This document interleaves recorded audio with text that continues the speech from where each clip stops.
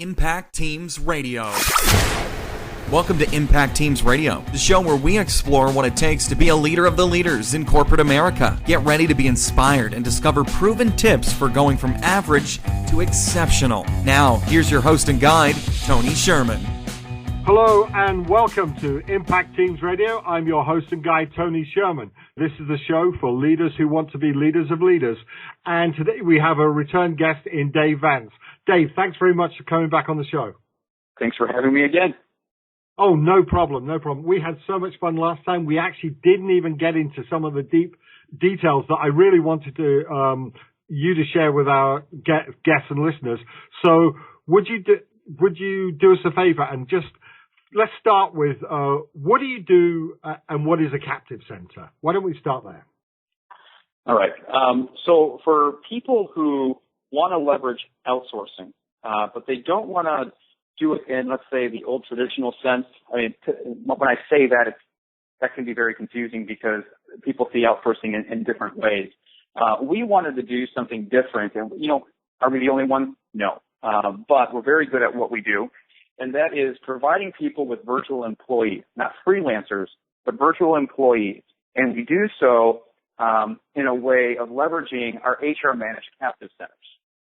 So if someone was looking for a full-time software developer, and which is where we focus on, if someone's looking for a full-time software developer, they can take advantage of the global market by leveraging our services. Okay, but it's different from getting a bunch of freelancers on a project, isn't it? Exactly. So freelancers, my first experience with outsourcing was back, remember on the show I talked about launching the DetroitCity.com website. We had to outsource a small widget in the site that allowed musicians to upload music. And when we looked at having it done locally, it wasn't within our budget. This is typically the way we leveraged outsourcing was done in what I see as a traditional way. I have a small project and I'd like to, outsource it, and for a few $100s or for a few $1,000s, I can get this thing done. And so we did that, and we worked with a freelancer. And I now know what it's like when I talk to people and their first opinion of outsourcing is you pay a third of the price, but you have to do it 3 times over. I get that because we had to do the same thing. And luckily we had someone that could take in-house, that could take what that developer had created and tweak it to make it work better. But for some cases, when you're dealing with a freelancer, you're dealing with somebody who works, I would say they work out of their mom's basement, that you don't know what their working environments are. They're set up with their home as typically as an office working environment. And the biggest one of all is they're not dedicated to your work. The freelancer is going to have multiple jobs. That's how they make their money. And so our outsourcing model with a virtual employee gives you a software developer just as you would hire someone in-house. I try not to complicate it too much. If you're going to hire someone here, let's say wherever you are locally, and they were to say, okay, I work for you alone, it would be like them working, a virtual employee would be someone working off-site, and they'd be doing so only for you. But they work strictly for you, and that's who we hire. But our captive centers take it to an entirely different level. The captive center, if you think to some of the big companies, let's just take, for instance, IBM. IBM has the ability to open up a location overseas, staff it with HR managers, recruiters, engagement managers. They have all these different, they have these facilities that are run by them, and then they can hire people that work out of their location, and now they are taking advantage of the global market because they have these development centers overseas. But for the small to medium-sized business who would like to have that same ability to leverage a full-time software developer from a global market, but also have them set up in a facility that is, that prepares them to win, it never was really there. And so what our captive centers do, I like to call it shared office space. You would come to us and you would say, Dave, I'm looking for, let's just do something that's very common, a .NET developer. .NET developer is someone we can go out and we send our recruiters to find that person. So we don't have a bench. We don't have a bench of people that you choose from. We go out and we recruit, and we have recruiters that understand the market and all the tools to find the right people. We interview and we qualify them. Once we interview and qualify them, we invite you to interview and qualify them. Once you make the decision on who to hire, we then set them up on site in one of our captive centers. And there, they're set up with equipment. They have health benefits, vacation, sick pay. They have an environment that's conducive to success. They are prepared to now, it's almost like you're opening up your own center without having to pay for it. So what you're doing is you're finding out that you can hire a full-time software developer. And, roughly our savings is around 40% from the cost of an in-house software developer. So you have a 40% savings, but with that, you get office space.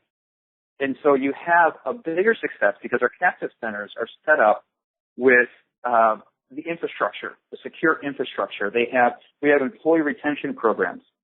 We have, the center is built up of a PMO, project management. We have engagement managers on site that actually make sure that the communication is proper, that's properly going on between you and your developer. So if there's ever any issues, you have someone there that can, make sure things are being done right. We have HR managers that are there to take care of the employees.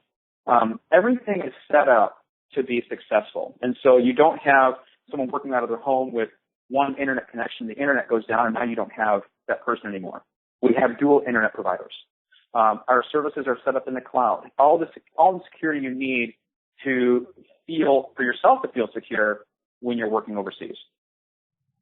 That's amazing. So effectively, it's like opening a branch office without having to pay for all the infrastructure. And I presume, providing if I was to employ a team of 5 or 6 people on a 6-month project or something, that's something that you would back. So in other words, I don't have to necessarily have a 3-year engagement. No, no, it's not. And most of our clients, this is interesting. The one thing, our captive centers are in Ukraine. And when you outsource to a specific region, you're also embracing the culture of that region. So when you outsource to Ukraine, you're going to find out that there's a lot of people that come to the table, not just with programming skills, but they have masters or in science and math. And, it's a different, they have a certain type of culture that surrounds it. And it makes for a great working experience, especially when you're looking for people that can perform at a high level. And with our employee programs and team building exercises and environment, we boast a 4% turnover rate each year. And out of, right now we're staffing around 100 developers for our clients. Most of the people that are on site working for our clients have been working for the same client for 3 to 7 years. Wow, that's huge retention. Huge retention. If you do the research, you'll find that in India, the turnover rate is at 40%. And it's mainly just because, India is the number one place for outsourcing. I'm not going to argue that. But what you're dealing with is a country that it's oversold. There's so much business coming in that it's causing turnover because people are going from job to job. Actually, Dave, I found that in late 1990s, early 2000s, when I was hiring people, a lot of times they would try to get someone in the door who really wasn't qualified, but they would use your job to get 6 months training before you release them, and then they jump. And within 2 years, these smart people will be trained, but you would have paid for it. So I've experienced that turnover. But if we focus now on captive centers, I like the idea. That's what attracted me to ask you to be a guest here. If I was to reach out to you and say, hey, build a small team for me of Java developers or .NET developers, and I was starting with you from scratch, what should I do at the beginning of an engagement to maximize my long-term success? Well, for one, when you come to us, being very clear on what you're looking for. Give me the skill set you're looking for, but also tell me about the project. Tell me about it may not be one particular project. It may be an ongoing, indefinite project. One, I want to go back to one thing you said before. You said 6 months, and that is the minimal time that we would take a contract. Just because these are people that are looking for full-time jobs. So it would, just like finding someone here locally that would only work for a couple months, you're not going to get a loyal person at that point, and that's not our business. So we look at a minimum of 6 months, and we usually call that the testing period anyways. It gives you a chance to kind of experience it. Right. So Dave, let me cut. Let's assume you've got a team that you vetted, I vetted, fits in. What do I do as a manager when I first start to engage them? What kind of protocols or communication cadence should I have? Because I'm assuming, like a real employee, that it's going to take a number of weeks to get them up to speed. That's a really great point. I think we're going to get back to that piece in a little bit. The one thing I want everyone to be clear of when they work with a company such as ours is these are your guys, and we are not taking your project and doing it for you. These are your guys. You'll be working with them, on a daily basis or however much time you need to communicate with them. But you're managing. These are your guys to manage. We have engagement managers on site to help in any issues. But these are your guys, they work with you. So the first thing that you're going to want to do is you're going to want to be prepared to communicate clearly. Once you have that preparation and you have an idea of, clearly an idea of how you want this to work, you're going to create your mission, your goals, and your ground rules with that. But you're going to identify the stakeholders and their expectations. These are the people that aren't necessarily involved, on a daily basis. They're the ones that, they have a vested interest in the outcome. And then you want to definitely identify what are the complementary roles and responsibilities of each individual. The teams just to paint the picture, the average team, the most typical team that we would have would be, there'd be 10 people on a team. And out of the 10 people, let's just say, three of them would be in the U.S. or somewhere near shore, like UK, Norway.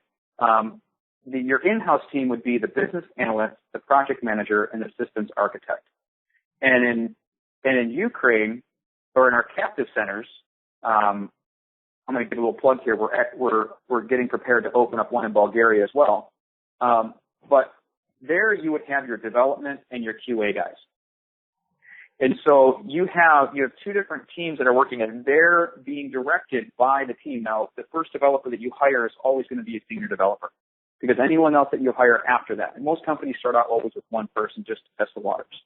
But after that, you're going to be bringing people on. So you don't want a junior developer leading the way when you hire other people. So you're always going to hire the senior developer first. But yes, just being clear and identifying what their roles are, and helping them understand what the goal of the project is, what the stakeholders have, what their expectations, and being prepared yourself to take ownership of your team.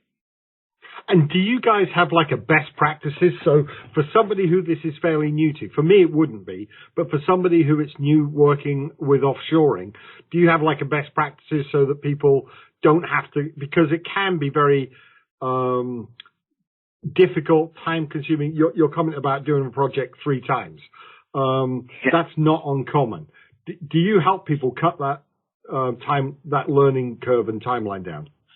We do. We work with them as much as possible, even from the standpoint of understanding the culture. If you've worked with India before, I know that my experience has been you get a lot of yes people. I want this done. Okay, I'll do it. Ukraine, the culture will oftentimes they'll say no, not abruptly, no, I'm not going to do that, but no, that wouldn't be the best way to go about doing it. But then they'll come back and say, here's a good way that I would recommend taking this on, and people love that, because what they don't want is they don't want their team to go off on 20 hours of work and find out that you just wasted 20 hours of development time. And so they'll work with you. They're not necessarily right away to say yes people. They're going to evaluate it. They're going to use their knowledge. They're going to work with you on it. But the whole entire company is built off of Scrum. And so you're going to work in that agile methodology, and you're going to do, daily stand-up meetings, just some quick meetings to go over, all the things you need to go over. You're also gonna have, they're always available on Skype group chat. And so that way it keeps a log of everyone who's involved in communication. And that's available to you to communicate with them. That's always on, so you're going to be able to connect with them. If there's a specific software, I believe the number one software used is it Jira? I think if I pronounce it Jira software. It's the most commonly, it's an issue and project tracking software. Most companies, that tends to be the most popular. I think there's another one called Team Build from Microsoft. But whatever software the client is using to manage offshore, the team will use that. So we don't make companies use our particular software. Our guys use whatever it is that they're using. Right. So let me cut in this. So one of the things I heard you say, because I want to pull this out before we run out of time, is on the day-to-day practices, you've got an agile framework on your teams as a de facto culture. Is that correct? Yes. Okay. So with that agile approach, and that I presume is why you're choosing to go into developers, because that's also part of the development culture over in the US. So you're having, there's a natural synergy effectively. Correct. And also therefore, because of the whole daily stand-up and so forth, you're cutting down the communication problems because you've got a natural cadence of daily communication and a daily touch point as a minimum. I like exactly. it. It's very smart. So if you were to take a captive center and make it part of a bigger team rather than a standalone team, how do you, what are the kind of tricks and tips to have that one team feel, if you will? It's that when I saw that question, I know you had sent that question to me. When I saw that question, that's actually the toughest one to do. That's the toughest thing to do. And the reason why is programmers, US programmers, they can be, I'm speaking from US, my experience is that you can be defensive because are these people taking my jobs? So how do you mold that team that's working here versus, who is the team that's working over there? It can get ugly if you don't manage that effectively. That was an excellent question and at the same time very challenging as well. The first thing, I have to say the first 3 months are crucial. So when this person comes on, you have to prove, one, the offshore team has to prove that they can do the job.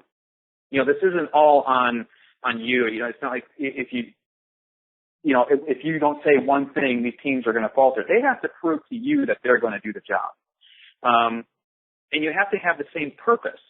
So for both teams to understand that they have the same purpose and that both teams are working for the same company and that you both want the company to prosper, that has to be ingrained in both teams.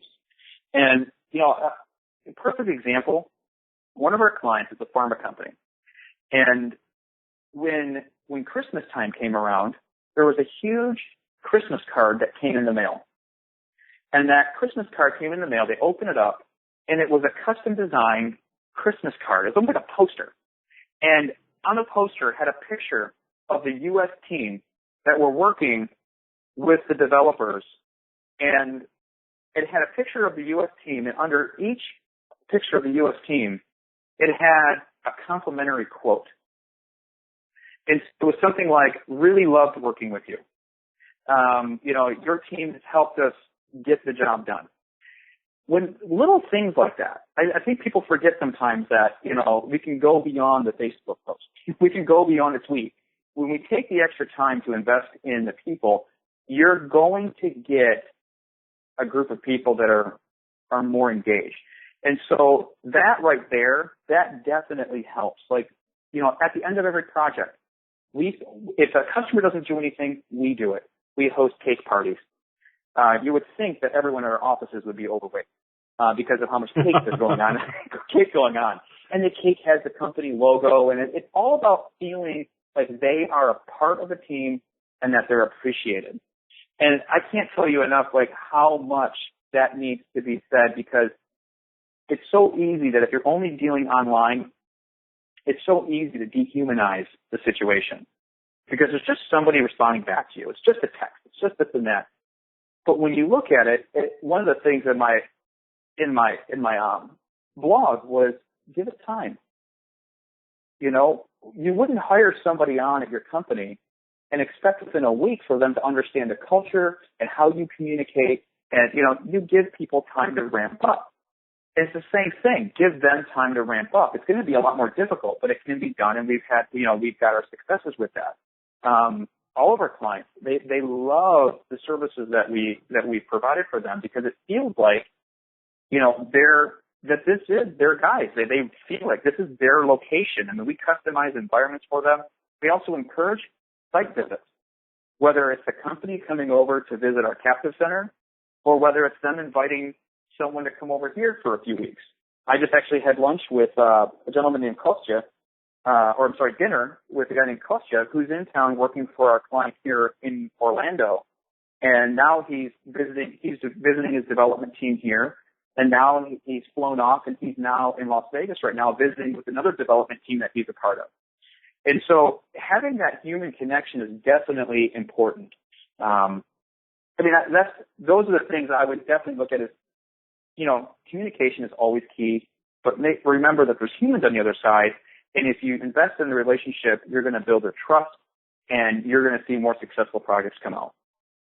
Actually, that's really funny. You've really resonated with something. And this wasn't virtual teams. This was multi-geographical teams that Fabio, one of our earlier guests, had said, where he comes over and he tries to model that and tries to make sure that team members meet each other. And one thing I liked, or I heard a subtext there, was if a company uses you and isn't doing that kind of soft skill stuff naturally at the beginning, you're doing it, and effectively you're modeling what they should be doing without telling them, hey, you should be doing this. And presumably once you've done it a few times, people who are using the captive centers start to pick up the idea and the cadence themselves. Would that be true? Yes, it would be. Okay, so we're way out of time, and I've got to respect your time and let you go. But before we go, I just got to hit one thing I know that at least a third of my listeners are thinking of, and if anyone who's interested in captive centers, what you've said is very, very enticing and intriguing.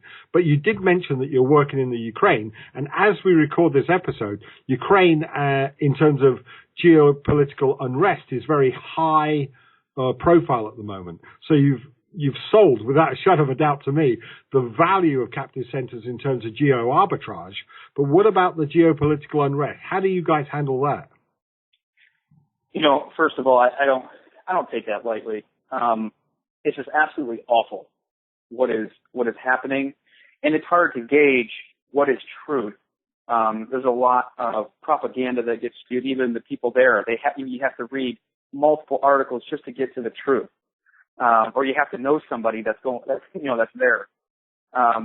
You know, when in the new year, when, you know, unrest began to start forming, a little bit more in the news, you know, and we're in Ukraine, you know, here I am, you know, as sales and marketing manager, and the top trending is Ukraine for days. You know, we have to, it's not just, you know, having to explain this to the people you're talking to, it's also your current client. Because at the end of the day, you know, I'm not selling outsourcing. I'm selling people.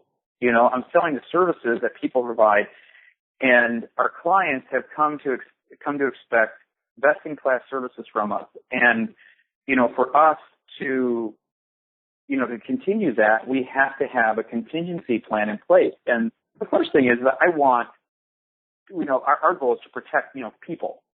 And so, you know, what's going on, protect people, protect our clients, protect the information, all of that. And so going back to why captive center versus freelance, this is one big one. You know, one, you want your data safe. You want to know that you can access people, you know, and when you work with someone who has a corporate infrastructure in place, you have that comfort knowing that. But as far as the most important thing, which is the people, we had outlined, and I would welcome to share that with anybody who is interested in knowing more about this, but we have an outline what our contingency plan is. And one of those is we've already identified in safer regions more office space. And we have the ability to not just move to another office within 24 hours, but also bring the developers and their families over. Because our first goal is to make sure that they're okay. A second is obviously the clients too. I mean, I hate to say it's like second is our client. They're both equal, but we want to make sure that this is our business model. This is how we do business. And so if it got to the point where it was absolutely unsafe, we would bring them over and we would move them into a safer location along with their families. And we could be up and running within 24 hours. That's already in place for that. So to look at that and, it's really, I don't like it as much as anyone else. No one wants this kind of behavior going. But the great thing is that during this time, where some companies could have backed out and left developers because they were afraid of what was going on, not only have our current clients stayed on board, but they've actually secured more people on their teams. We're growing. And that's amazing. It's a huge benefit for the economy in Ukraine to be able to. I have a blog written. It's high time to invest in Ukraine, or this is a time where it's Ukraine is a nation of peace. They're not an aggressive culture, and so being able to. I mean, it's not a handout. It's not sympathy. But our clients have never skipped a beat. No one has missed any work, and we even have HR managers that monitor that. If there were people that were involved in any extracurricular activity outside, we would know about it. But everyone has been coming to work. Everyone has been doing their job, and our clients have been growing. So it's great to say that we've had, that we're growing in the midst of all this, but it's unfortunate to say that the country is having to experience it. Yeah, absolutely. But well done, especially the fact that you can, in terms of business continuity and stability, you can flip a team in 24 hours. That's fantastic. So Dave, we're way over time. Gav's leave it here. But I just want to thank you so much for the education you've given me and my listeners on captive teams. Well, thank you for having me on the show. Oh, my pleasure. And Impact Team Nation, if you're interested, have a look at the links in the post and reach out to Dave and find out some more. Sounds like a great opportunity for anyone who's looking at outsourcing but doesn't want all the headaches and hassles of outsourcing. I hope this has been useful to you, our listeners. Until next week, this is Tony Sherman, your host and guide, wishing you a great week. Bye for now. That's it for this week. Thank you for listening. Now go and apply these few gems. Make the wisdom you have heard your own. If you want to be part of our launch success, then please go to impactteamsradio.com/love and tell the world. If you want more and never want to miss a beat, please go to impactteamsradio.com/subscribe. If you have 3 minutes, we would love to see a positive review on iTunes. And until next time, remember to act on what you've learned, and you'll be ahead of most of the world. Impact Teams Radio.